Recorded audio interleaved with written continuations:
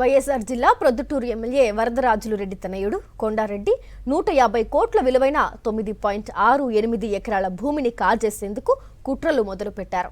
నియోజకవర్గంలో భూ కబ్జాలు, అక్రమ వసూళ్లు చేయడమే పనిగా పెట్టుకున్నారని, కొందరు టీడీపీ నాయకులను బినామీగా పెట్టి అక్రమ సంపాదనకు తెగబడ్డారని ఆరోపణలు వెల్లువెత్తుతున్నాయి. ప్రొద్దుటూరు టౌన్ బొల్లవరం వెంకటేశ్వర స్వామి ఆలయ సమీపంలోని 9.68 ఎకరాల ప్రభుత్వ భూమిపై కొండారెడ్డి కన్నేశారు. 150 కోట్ల రూపాయలు విలువగల ఆ భూమిని కాజేసేందుకు మధ్యవర్తుల ద్వారా యత్నిస్తున్నారు. అయితే ఆ ప్రయత్నాలను సాగనివ్వబోమని, ప్రజలకు చెందిన ప్రభుత్వ ఆస్తులను కాపాడేందుకు తాను ఎంతవరకైనా పోరాటం చేస్తానని ప్రొద్దుటూరు మాజీ ఎమ్మెల్యే రాచమల్లు శివప్రసాద్ రెడ్డి స్పష్టం చేశారు. వరదరాజిరెడ్డి గారు ఎమ్మెల్యే గారు, వరదరాజిరెడ్డి గారి కుమారులు రాజ్యాంగేతర శక్తిగా ఈ ప్రొద్దుటూరు నియోజకవర్గానికి మారినాడు.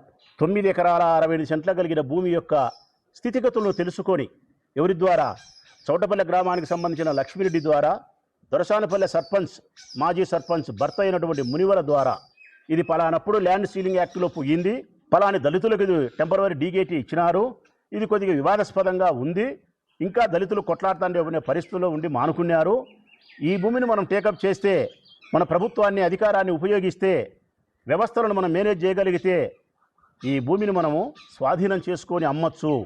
ఈ భూమి విలువ దొంగలకిచ్చినా కూడా ఎకరా 10 నుంచి 15 కోట్లు చేస్తుంది. దొంగలకిచ్చినా కూడా 10 నుంచి 15 కోట్లు చేస్తుంది. అంటే దాదాపుగా 150 కోట్ల రూపాయల ఆస్తిని ఒకే ఒక ఫైల్, ఒకే ఒక పైరవి, ఒకే ఒక మేనేజ్మెంట్ ద్వారా మనం సంపాదించుకోవచ్చు అని లక్ష్మిరెడ్డి ద్వారా, మునివర ద్వారా ఈ అబ్బా కొడుకులు తెలుసుకొని ఈ భూమిని కాజేసేదానికి, స్వాహా చేసేదానికి రంగం సిద్ధం చేసినారు ప్రజలారా.